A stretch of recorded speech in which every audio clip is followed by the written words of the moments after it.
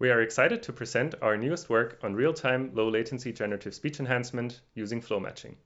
We follow a two-stage approach here, where a predictive model first removes reverberation and noise, and then a generative flow matching model enhances the speech and improves the speech naturalness. In this scenario, we are standing in a reverberant room with interfering speakers. When we enable only our predictive enhancement model, we can hear that it removes the reverberation and background noise well, but suffers from some unnatural artifacts. To fix this, we can now also enable the generative model, which removes and repairs artifacts and regenerates perceptually pleasing speech. The generative model uses multiple calls of the same network. Through activation caching and an optimized causal network design, we can call the network up to 4 times every frame without increasing the total latency.